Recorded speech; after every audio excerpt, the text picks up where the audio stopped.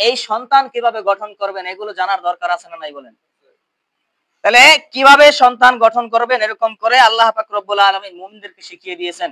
আল্লাহ পাক রব্বুল আলামিন বলেন যে আমার কাছে পড়ো এবং চাও, আমার কাছে দোয়া করো, রব্বানা হাব লানা মিন আজওয়াজিনা ওয়া যুররিয়াতিনা কুররাতা আ'য়ুনি ওয়াজআলনা লিল মুত্তাকিনা ইমামা।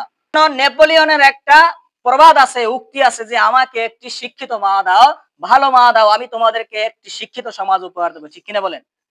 একটা কথা আছে যে এই অসুস্থ সমাজে ভালো মানুষের কোনো দাম নাই। আসলে এই সমাজটা অসুস্থ।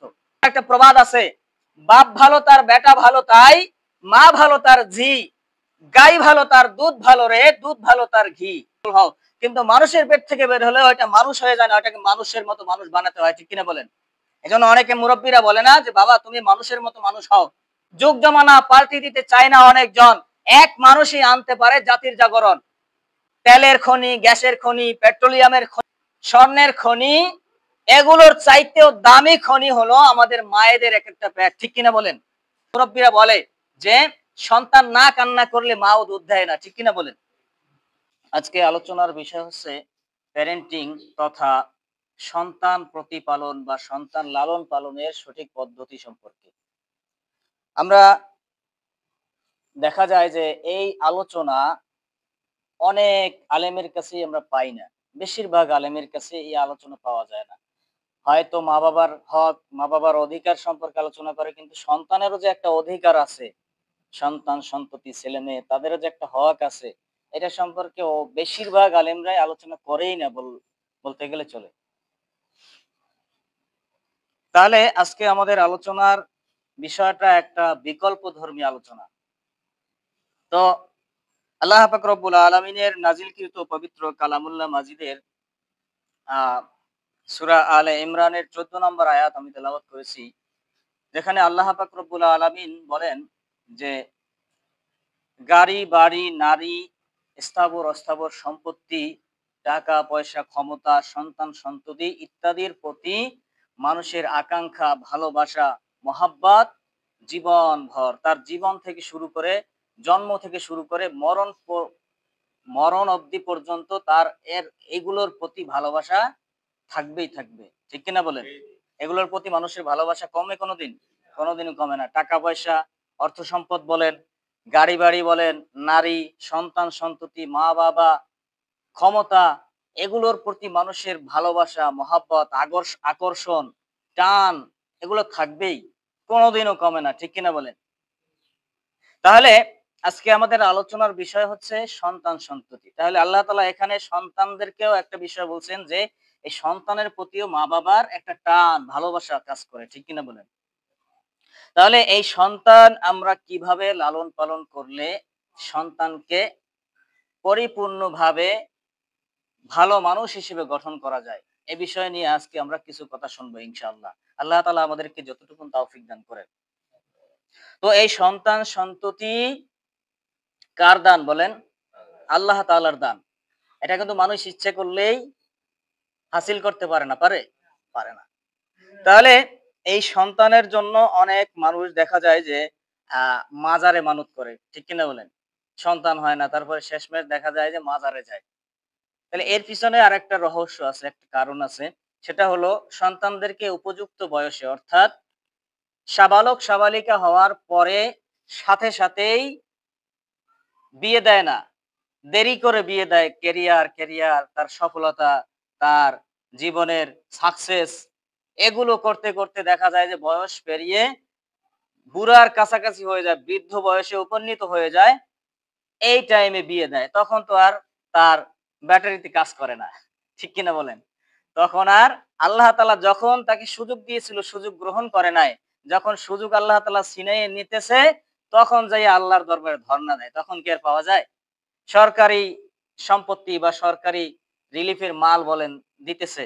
মনে করেন দিতেছে, এখন যখন দেওয়া শেষ প্রায় একেবারে সীমানার কাছাকাছি, তখন আপনি গিয়ে কি করলেন? ১০ থেকে ১৫ জন গিয়ে হাজির হলেন। তখন কি আর দেওয়ার সুযোগ আছে? সুযোগ নেই। তখন একেবারে সুযোগ একেবারে সীমানার একেবারে সন্নিকটে, মানে একেবারে কম।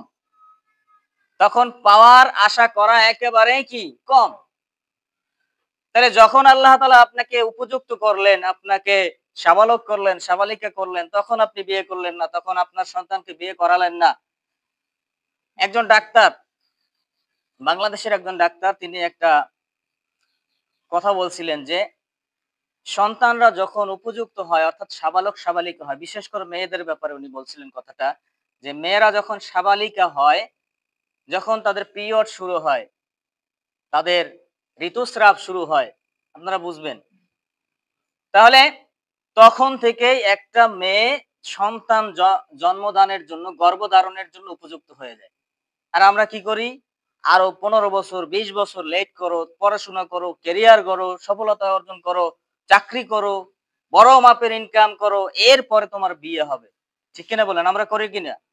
তাহলে আল্লাহ তাআলা নিয়ম দিচ্ছেন কি? সাবালক সাবালিকা।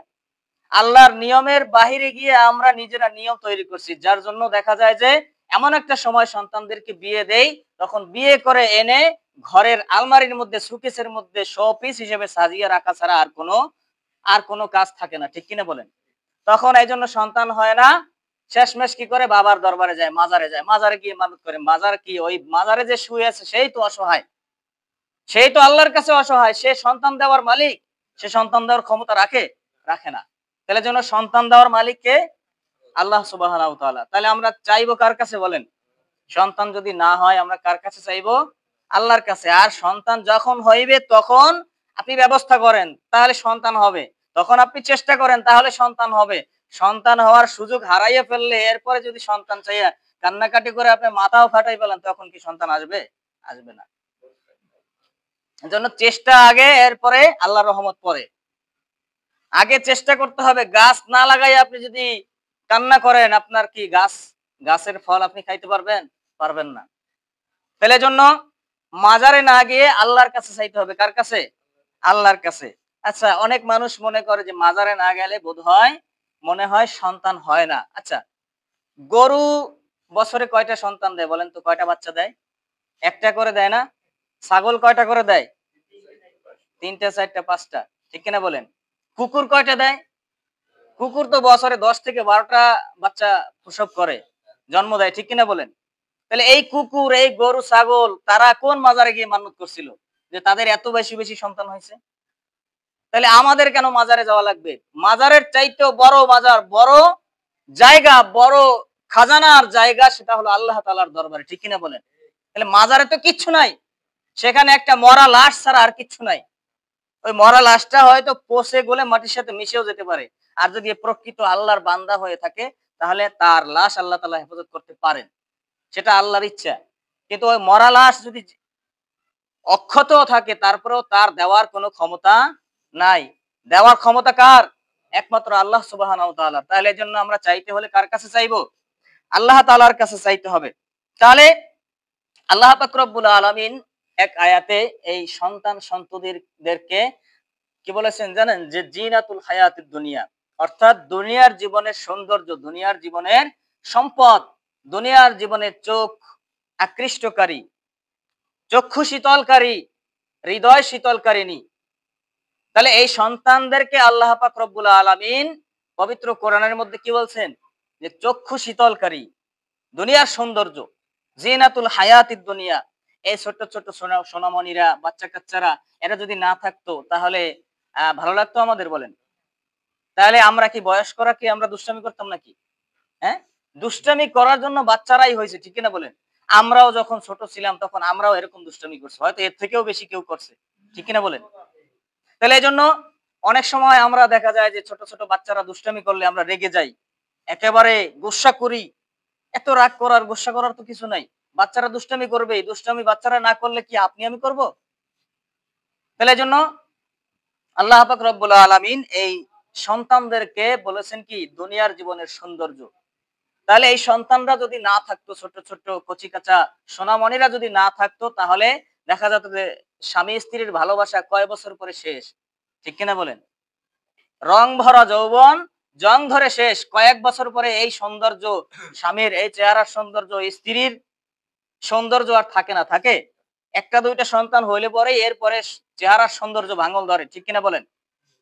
তাহলে এই সন্তানদের কারণে, কচিকাঁচা ছেলে মেয়েদের কারণে স্বামী স্ত্রীর বন্ধনটা অটুট থাকে, ভাঙ্গে না। এই সন্তান যদি না থাকতো তাহলে দেখা যেত যে এই সংসার আর টিকতো না, অনেক সংসারই ভেঙে যেত।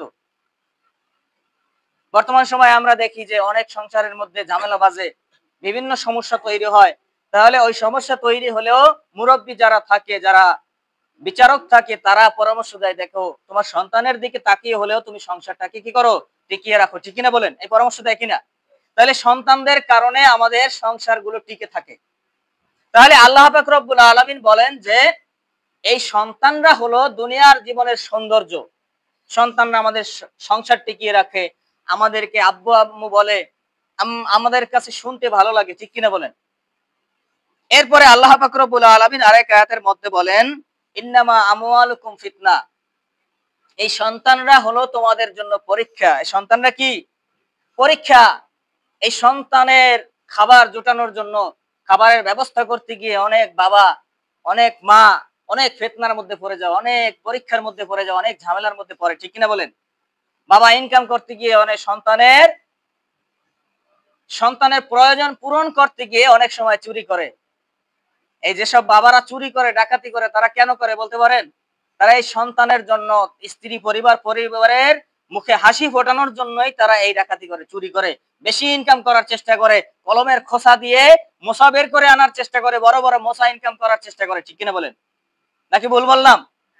তাহলে বাবারা এই চুরি করে, চোর হয়, ডাকাত হয়, এরকম ধান্দাবাজ হয়, টেন্ডারবাজ হয়, এরকম চাঁদাবাজ হয় শুধুমাত্র সন্তানদের কারণে, সন্তান, স্ত্রী, পরিবার পরিজনের মুখে হাসি ফোটাবার কারণে, ঠিক কিনা বলেন? তাহলে এই সন্তানের মুখে হাসি ফোটাতে গিয়ে অনেক বাবা ফিতনায় পড়ে যায়, পরীক্ষায় পড়ে যায়, বিভিন্ন বিপদের মধ্যে পড়ে যায়। এরপরে আল্লাহ পাক রব্বুল আলামিন আরেক আয়াতের মধ্যে বলেন যে আদুয়া। এই সন্তানরা কি? আদুয়া মানে শত্রু। এই সন্তান অনেক সময় বাবার জন্য, মায়ের জন্য শত্রু হয়ে যায়, ঠিক কিনা বলেন? এই সন্তান একটা ভুল করে, এই ভুলটা মিটানোর চেষ্টা করতে গিয়ে দেখা যায় যে একজন আরেকজনের শত্রু হয়ে যায়, রাখি বলেন, ঠিক কিনা?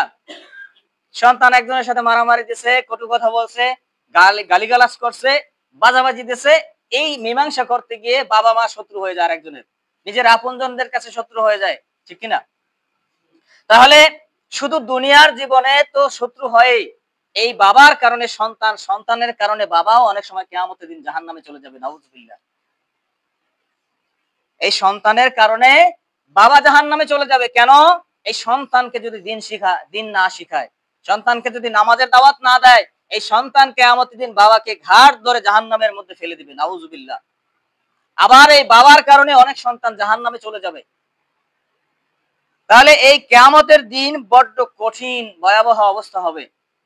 যেদিনকার সূর্য মাথার 1 বিঘত অথবা 1 হাত উপরে চলে আসবে, যেদিনকা মানুষের গায়ে কোনো, শরীরের মধ্যে, বডির মধ্যে কোনো পোশাক থাকবে না, একেবারে উলঙ্গ অবস্থায় থাকবে। আজকে যে আমরা জুমার নামাজ পড়তে আসছি, পায়ে জুতা পরে, অ্যাপেক্সের জুতা, বিভিন্ন ধরনের বিভিন্ন কোম্পানির জুতা পরে আসছি, গায়ে পোশাক পরে আসছি, সুন্দর পোশাক, মাথায় টুপি পরে আসছি, এরকম কোন পোশাক কিয়ামতের দিন আমাদের গায়ে, আমাদের শরীরে থাকবে বলেন? কোনো পোশাক থাকবে না, একেবারে উলঙ্গ অবস্থায় আল্লাহ তাআলা আমাদেরকে কিয়ামতের দিন উঠাবেন। তাহলে ওই দিনকার কি অবস্থা হবে চিন্তা করেন। ওই দিনকে এত ভয়াবহ অবস্থা, তার মধ্যে যদি সন্তানের কারণে, বাবার কারণে সন্তান, সন্তানের কারণে বাবা জাহান্নামে চলে যায়, কি অবস্থা হবে? তাহলে এজন্য আমাদের সন্তানরা যেন আমাদের পরীক্ষাও না হয়, আমাদের সন্তানরা যেন আমাদের শত্রু না হয়, আমাদের সন্তানরা যেন আমাদের চক্ষু শীতলের কারণ হয়, হৃদয়টা ঠান্ডা করার কারণ হয়।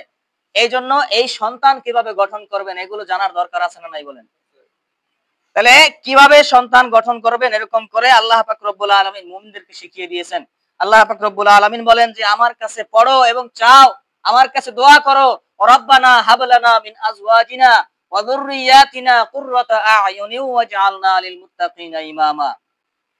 আমরা তো বাবা মায়ের জন্য দোয়া করা জানি, কিন্তু সন্তানের জন্য যে দোয়া করা লাগে, দোয়া করা যায়, দোয়া আছে, এটা আমরা কয়জনে জানি বলেন তো?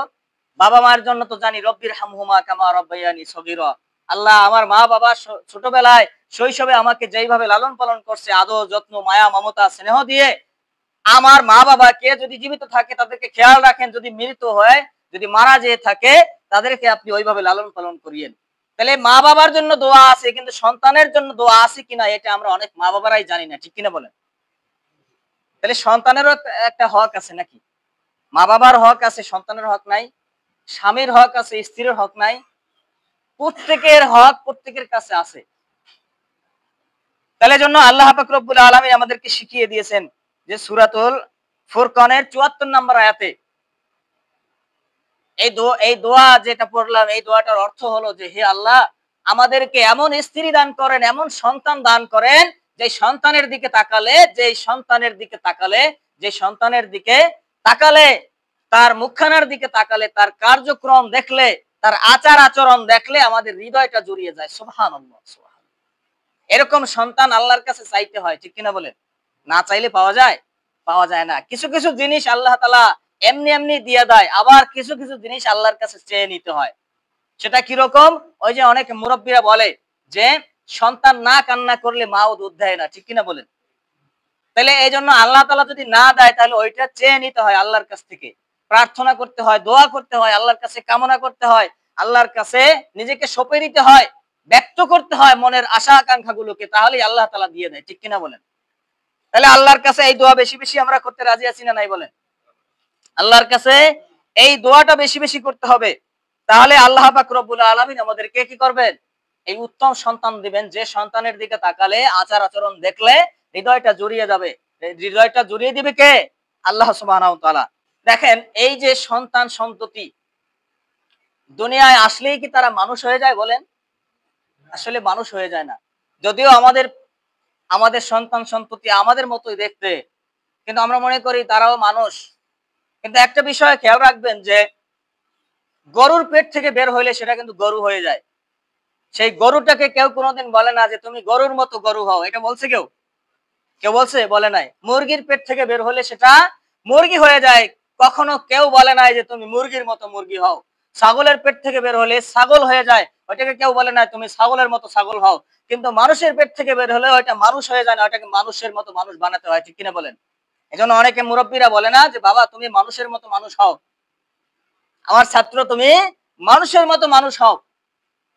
এজন্য দেখবেন যে আগেকার যুগে মুরব্বীরা তারা কিন্তু যখন সন্তানদেরকে, নাতি নাতনিদেরকে শিক্ষকদের কাছে পাঠাইতেন শেখার জন্য, জ্ঞান শেখার জন্য, পড়াশোনা করার জন্য, তখন ওই শিক্ষকরা বলতেন যে স্যার, শিক্ষক, হুজুর, ওস্তাদ, আপনি আমার সন্তানটাকে, আমার নাতি নাতনিটাকে মানুষের মতো মানুষ করে দিবেন। এই কথা বলতে কিনা বলেন? এই কথা বলতেন। কিন্তু বর্তমান সময়ের অবস্থা ব্যতিক্রম। বর্তমান সময়ের অবস্থা কি? একেবারে ব্যতিক্রম। কেমন? যে এখনকার যুগে, আগেকার যুগে মুরব্বীরা এই কথার সাথে আরো একটা কথা বলতেন যে আমার সন্তানকে মানুষ করতে গিয়ে কি করবেন? রক্ত মাংস হাড্ডি আলাদা করে ফেলবেন। এই কথা বলতেন এই জন্য যে এটা বোঝানোর জন্য। তার মানে এই না যে কোনো শিক্ষকের কাছে পাঠাইলে সে রক্ত মাংস আলাদা করে দেয়। আলাদা করে দেয়? দেয় না। হয়তো একটু শাসন করে, হয়তো একটু কম বা বেশি হতে পারে। তাহলে তখনকার কোনো মা বাবা, কোনো গার্ডিয়ান, কোনো অভিভাবক কোনোদিন অভিযোগ করে নাই তাদের সন্তানগুলো যারা মানুষ হয়েছে মানুষের মতো মানুষ হয়েছে, ঠিক কিনা বলেন? আর বর্তমান যুগে আপনি তাকাবেন, সন্তানদেরকে যে কোনো স্কুল প্রতিষ্ঠান বলেন, মাদ্রাসা বলেন, কলেজ বলেন, একটু শাসন করলেই তারা অভিযোগ করে। মানুষ হয় না, তার পশুর মতো হয়ে গেছে। মানুষ উপর থেকে দেখালেও ভিতরে পশুত্ব বসবাস করে এদের মধ্যে। সন্তানকে একটু শাসন করলেই, একটু শায়েস্তা করলেই তারা শিক্ষকদেরকে অপমানিত করে। বিশেষ করে যেগুলো বেসরকারি শিক্ষা প্রতিষ্ঠান আছে সেগুলোতে দেখা যায় এগুলো বেশি। কারণ সরকারি প্রতিষ্ঠানে যারা চাকরি করে তারা শাসন করলেও জনগণের কাছে জবাবদিহি করা লাগে না, ঠিক কিনা বলেন? কারণ তারা সরকারেরটা খায়, সরকারিটা পরে, তোমাদের কাছে জবাবদিহি করার অধিকার রাখে না। তাই জন্য বাদশাহ আলমগীরের একটা ঘটনা শুনেন। তার সন্তানকে একজন শিক্ষকের কাছে পড়ার জন্য দিছে, শেখার জন্য দিছে। তখন ওই বাদশাহ আলমগীর একদিন তিনি যাইতেছেন, এখন দেখতেছেন যে আমার ছেলে, বাদশাহ আলমগীরের ছেলে ওই শিক্ষকের অজুর পানি ঢেলে দিতেছে। কি করতেছে? অজু করবে, এই পানি ঢেলে দিতেছে। বাদশাহ আলমগীর তার শিক্ষককে তার রাজ দরবারে তলব করলেন, ডাকলেন, ডেকে এনে জিজ্ঞেস করলেন যে বাদশাহ, এই শিক্ষক, আপনি কি করলেন? আমার সন্তান আপনার পায়ে পানি ঢেলে দিছে। তখন তিনি মনে মনে চিন্তা করলেন যে হয়তো আমার ভুল হয়েছে, তখন তিনি বলতে লাগলেন যে বাচ্চা নামদার, আমার ভুল হয়েছে, আমি আর জীবনে এই কাজ করব না, আপনার সন্তানকে দিয়ে আর ওজুর পানি ঢালাবো না। তখন বাদশা বলতেছেন যে আস্তাগফিরুল্লাহ, আপনি কি বলতেছেন? আমার সন্তান আপনার ওজুর পানি ঢেলে দিছে, আপনার পা কেন ধোয়াই দেয় নাই? এই আদবটুকু আরো বেশি করে শিখাবেন। তাহলে শিক্ষকের মর্যাদা বাড়ছে না কমছে? আর আমরা কি করি? ওই শিক্ষককে অপমানিত, অপদস্থ মানুষের কাছে, সমাজের কাছে করি, ঠিক কিনা বলেন? তাহলে আমাদের সন্তানরা মানুষ হবে? 2 দিনের মধ্যে আল্লাহর ওলি হয়ে প্যাকেট হয়ে যাবে, ঠিক কিনা বলেন? এজন্য সাবধান। সন্তানকে মানুষ করতে হলে শিক্ষকের সাথে কোনোদিন বেয়াদবি করা যাবে না। সেটা আমার সন্তান হোক, যার সন্তান হোক। যে শিক্ষকের কাছে পড়তে দিয়েছেন ওই শিক্ষকের সাথে যদি বেয়াদবি হয়, তাহলে ওই সন্তান কোনোদিন মানুষ হবে না। হযরত আলী রাদিয়াল্লাহু তাআলা আনহুর একটা ঘটনা শুনেন। তিনি একটা কথা বলছেন যে কোন শিক্ষক যদি তোমাকে একটা হরফ, একটা অক্ষর শিখায়, বাংলা, ইংরেজি, অঙ্ক, হিন্দি, ফার্সি, উর্দু, আরবি, যে ভাষাই হোক না কেন, তোমাকে যদি একটা অক্ষর শিখায়, একটা হরফ শিখায়, তাহলে সে তোমার কাছে শিক্ষক। সে তোমার কাছে শিক্ষকের মর্যাদা পাবে। সে যদি কালো হয়, ল্যাংড়া হয়, খোঁড়া হয়, কানা হয়, বধির হয়, চোখে না দেখে, হাত না থাকে, পা না থাকে, তারপরেও তোমার কাছে শিক্ষকের মর্যাদা পাবে। আর ওই শিক্ষক যদি তোমাকে জবাই করে টুকরা টুকরা করে নদীতে ভাসাইয়াও দেয়, তারপরেও ওই একটা অক্ষর যে তোমাকে শিখাইছে, এই শিখানোর ঋণ কোনোদিন শোধ হবে না। আল্লাহু আকবার। আর আমরা শিক্ষকদের সাথে কি আচরণ করি? তার জন্য সন্তানকে মানুষ করতে হলে শিক্ষকদের সাথে কখনোই বেয়াদবি করা যাবে না। এটা আমাদের মাথায় রাখতে হবে। তাহলে আগেকার মুরব্বীরা কি বলতেন? যে আমার সন্তানকে মানুষের মতো মানুষ করে দিবেন। আমরা খালি চোখে যা দেখি এগুলো কিন্তু জনসংখ্যা। এগুলো কি? জনসংখ্যা। এজন্য একটা কথা আছে যে বাড়ছে জনসংখ্যা, কমছে মানুষ। আসলে জনসংখ্যা বাড়তেছে কিন্তু মনুষ্যত্ববোধ মানুষের ভিতর থেকে হারিয়ে গেছে, ঠিক কিনা বলেন? মনুষ্যত্ববোধ যদি থাকতো তাহলে ভালো মানুষের দাম থাকতো। একটা কথা আছে যে এই অসুস্থ সমাজে ভালো মানুষের কোনো দাম নাই। আসলে এই সমাজটা অসুস্থ। কারণ একটা মানুষের যদি জ্বর হয়, জ্বর হইলে ওই মানুষটার কাছে খেজুর নিয়ে যাবেন, মিঠাই নিয়ে যাবেন, মিষ্টি নিয়ে যাবেন, ভালো ভালো কিছু খাবার নিয়ে যাবেন, তার মুখে দেবে, সে বলবে কি তিতা লাগে। কি লাগে? তিতা লাগে। তার মুখে কি লাগে বলেন? তিতা লাগে। কেন? তার শরীরের মধ্যে, তার বডির মধ্যে জ্বর, তার বডির মধ্যে অসুস্থতা কাজ করতেছে, অসুস্থতা বিরাজ করতেছে, যার জন্য তার কাছে ভালো জিনিসও তিতা লাগে। ঠিক তেমনি বর্তমান সময়ে, বর্তমান সমাজটা অসুস্থ হওয়ার কারণে ভালো মানুষের দাম দিতে জানে না এই সমাজের মানুষ, ঠিক কিনা বলেন? ভালো মানুষ হইলে তার দাম দিতে জানে না, তাকে অবহেলা করে, অবজ্ঞা করে, অপদস্থ করে, অপমানিত, লাঞ্ছিত করে। তাহলে এজন্য এই সমাজ যতদিন পর্যন্ত সুস্থ না হবে, ভালো মানুষের দাম না দেবে, ততদিন পর্যন্ত সমাজে শান্তি ফিরে আসবে না। তাহলে এই খালি চোখে আমরা যা দেখি সব কি? জনসংখ্যা। এজন্য জনসংখ্যা বাড়লেও মানুষ কমতেছে, মনুষ্যত্ববোধ হারিয়ে যাইতেছে মানুষের ভিতর থেকে। তাহলে এজন্য আমরা মানুষের মতো মানুষ হতে চাই, ঠিক কিনা বলেন? মানুষের মতো মানুষ হতে হবে। আর মানুষের মতো যদি মানুষ না হয় তাহলে আমাদের কি? কোনো লাভ নাই। তাহলে আমরা ভালো সন্তান কিভাবে গঠন করব? এর 1 নাম্বার পদ্ধতি হলো ভালো মায়ের ব্যবস্থা করতে হবে। কি করতে হবে? ভালো মায়ের ব্যবস্থা করতে হবে। এজন্য একটা প্রবাদ আছে, বাপ ভালো তার বেটা ভালো তাই, মা ভালো তার ঝি, গাই ভালো তার দুধ ভালো রে, দুধ ভালো তার ঘি। ঠিক কিনা বলেন? বাবা ভালো তো ছেলে ভালো, মা ভালো তো মেয়ে ভালো, গাই ভালো তো দুধ ভালো, দুধ ভালো তো ঘি ভালো হবে। ঠিক কিনা বলেন? তাহলে এজন্য বাবা মা ভালো হলে সন্তান ভালো হবেই। হয়তো একেবারে সংখ্যায় কম, অল্প কয়েক পার্সেন্ট ব্যতিক্রম হয়। বাবা মা ভালো সন্তান খারাপ হয়েছে এরকম সংখ্যায় কম, আবার বাবা মা খারাপ সন্তান ভালো হয়েছে এরকম সংখ্যায় কম। তাহলে বাবা মা যদি খারাপ হয় তাহলে সন্তান ভালো হওয়ার চান্স একেবারেই কম। কিন্তু বাবা মা যদি ভালো হয় সন্তান খারাপ হওয়ার সংখ্যা এটাও কম। কারণ বাবা মা যেটা করে সন্তান ওইটাই শেখে। ঠিক কিনা বলেন? বাবা মা যেটা করে সন্তান ওইটাই শেখে। বাবা মা যদি সন্তানকে উপদেশ দেয় ওইটা কিন্তু সন্তান গ্রহণ করে না। বাবা মা যদি নামাজ পড়ে তাহলে সন্তানও নামাজ পড়ে। বাবা মা যদি উজু করে তাহলে দেখবেন সন্তানরা গিয়ে ওইভাবে উজু করার চেষ্টা করে, ও তো আর জানে না এটা উজু। বাবা মা যদি নামাজে দাঁড়ায় তাহলে সন্তান ওইভাবে নামাজে দাঁড়ায়, ওইভাবে নামাজে দাঁড়ায় বিড়বিড় বিড়বিড় করে, মুখ থেকে কি যেন পড়ে। কিন্তু ও তো আর জানে না বাবা মা কি করতেছে, কিন্তু ওই মা বাবাকে যেটা দেখে ওইটাকে অনুকরণ করে, ওইটাকে অনুসরণ করে। এজন্য সন্তানকে উপদেশ দিয়ে কোনো লাভ নাই। সন্তান যদি ভালো করতে চান, বাবা মা নিজেদেরকে ভালো হতে হবে, ঠিক কিনা বলেন? তাহলে 1 নাম্বার পয়েন্ট হলো, সন্তান ভালো করতে হলে ভালো মায়ের ব্যবস্থা করতে হবে। কি করতে হবে? ভালো মায়ের ব্যবস্থা করতে হবে। আমাদের এই যে মায়েদের পেট, বোনদের যে পেট, স্ত্রীদের যে পেট, এই পেট এক একটা দামি খনি। কি বলেন? এগুলো এক একটা দামি খনি। তেলের খনি, গ্যাসের খনি, পেট্রোলিয়ামের খনি, স্বর্ণের খনি, এগুলোর চাইতেও দামি খনি হলো আমাদের মায়েদের এক একটা পেট। ঠিক কিনা বলেন? তার কারণ হলো এই মায়েদের পেট থেকেই আল্লাহর বড় বড় নবীরা দুনিয়ায় আসছে, আম্বিয়া কেরাম আসছে, নাকি বলেন? হ্যাঁ, বড় বড় অলিরা আসছে, বড় বড় আলেম ওলামাগণ এই মায়েদের পেট থেকেই আসছে।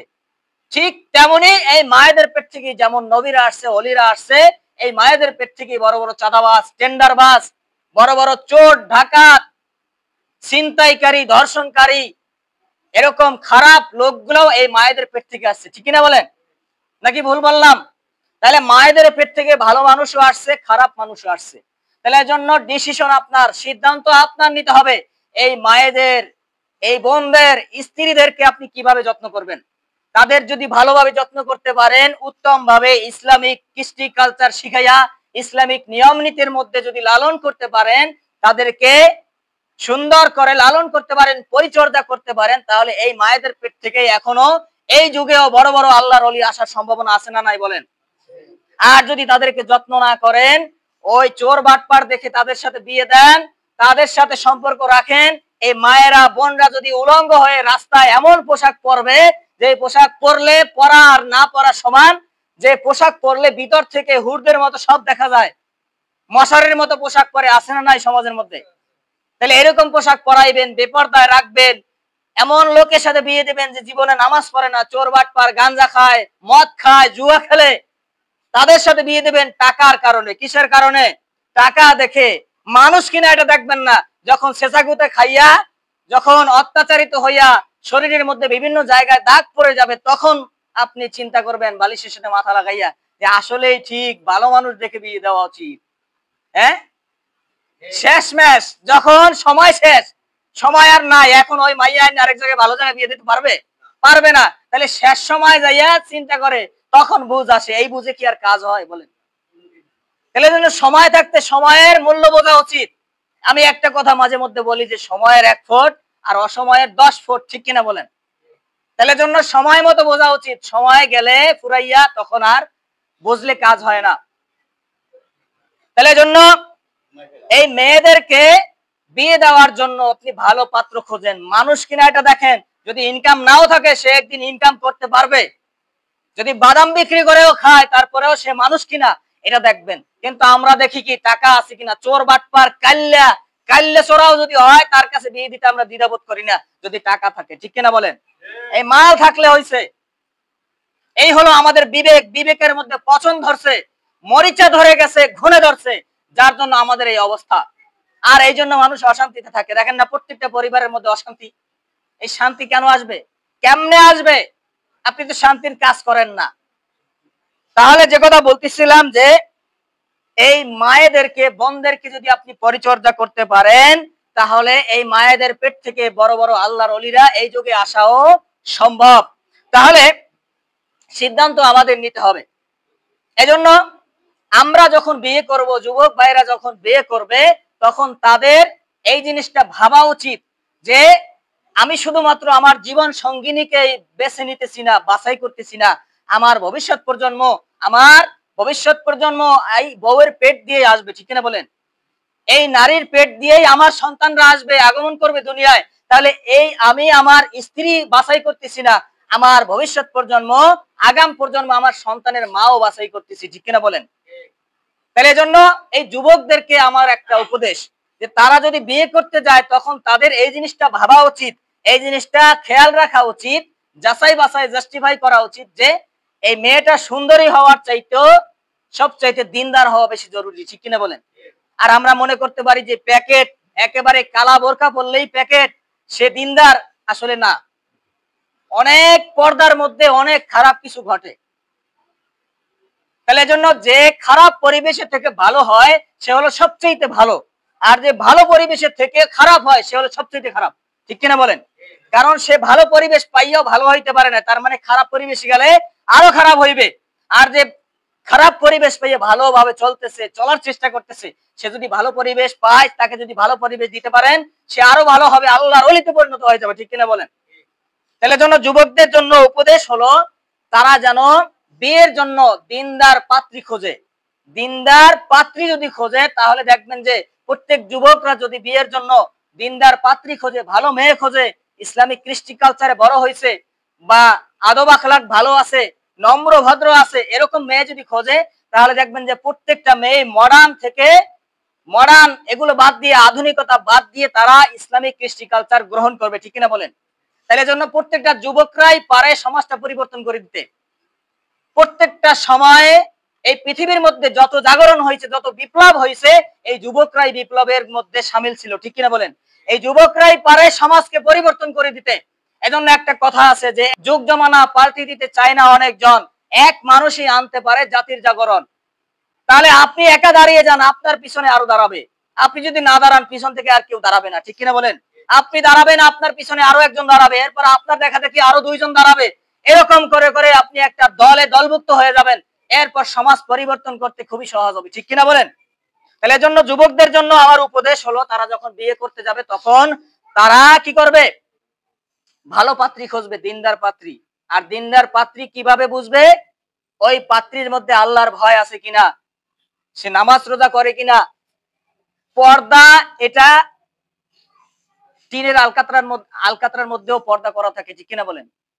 ওইটা কিন্তু পোকামাকড়েও ধরবে না, তারপরেও কি ওইটার মধ্যে টিন দিয়ে ঝালাই করা থাকে যেন একটা পিঁপড়া, একটা পোকামাকড় ঢুকতে পারে না। তাহলে এই জন্য পর্দা মানেই কি, এই যে প্যাকেট করা মানেই কিন্তু সেটা ভালো আর মন্দ এটা আপনি বিবেচনা করতে পারবেন না।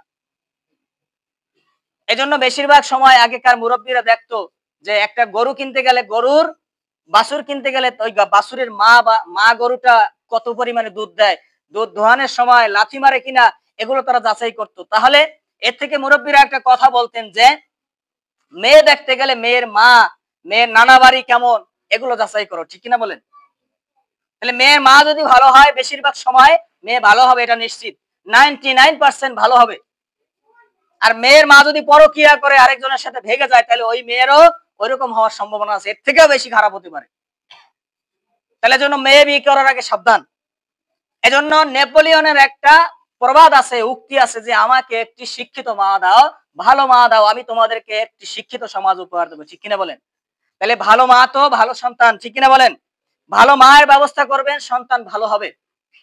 ওমরে ফারুক রাদিয়াল্লাহু তাআলা আনহুর কাছে এক বাবা এসে বিচার দিলেন যে আমিরুল মুমিনিন, খলিফাতুল মুসলিমিন, আমার সন্তান আমার কথা শোনে না। তখন আমিরুল মুমিনিন ওই সন্তানকে ডেকে বলতেছে যে তুমি তোমার বাবার কথা শোনো না, তুমি তো জাহান্নামে যাবা, বাবার কথা শোনা কি ফরজ? আল্লাহ তাআলা হুকুম করছেন যে বাবা মার মনে কষ্ট দেবা না, আল্লাহর ফরজ হুকুমের পরে বাবা মার কথা শোনা। তাহলে তুমি বাবার কথা শোনো না কেন? ওই সন্তান আমিরুল মুমিনিনকে ডেকে বলতেছে যে আমিরুল মুমিনিন, সব দায় দায়িত্বই কি সন্তানের উপরে, বাবা মার কোনো দায়িত্ব নাই? আমিরুল মুমিনিন বললেন যে অবশ্যই আছে। কি দায়িত্ব?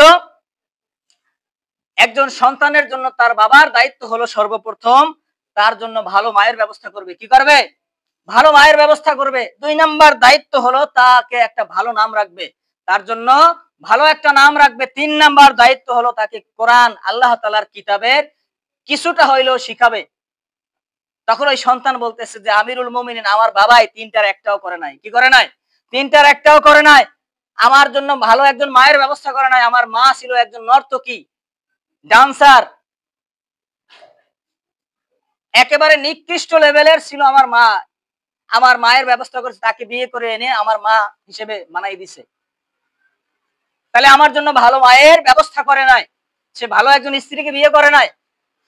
এরপরে 2 নাম্বার কি, আমার জন্য ভালো একটা নাম রাখে নাই, আজেবাজে একটা নাম রাখছে। এরপর 3 নাম্বার হলো আমাকে কোরআনের কিচ্ছু শিখায় নাই। তাহলে আপনি বলেন আমি কিভাবে ভালো হতে পারি? আমিরুল মুমিনিন বললেন যে সন্তানের বিচার পরে হবে, আগে তুমি বাবা তোমার বিচার হবে। ঠিক কিনা বলেন?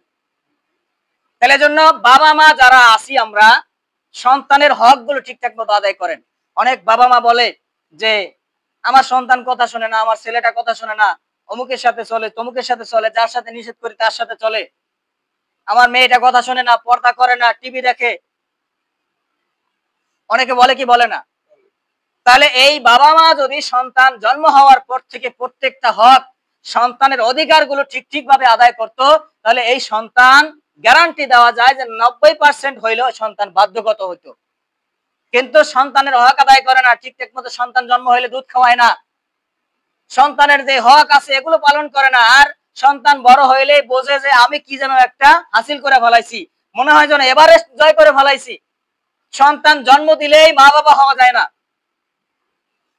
তাহলে আজকে সময়ের সংকীর্ণতার কারণে আজকে যতটুকু কথা শুনলাম, আল্লাহ তাআলা যেন এই কথাগুলোর উপরে আমাদেরকে আমল করার তৌফিক দান করেন, আমরা বলি আমিন।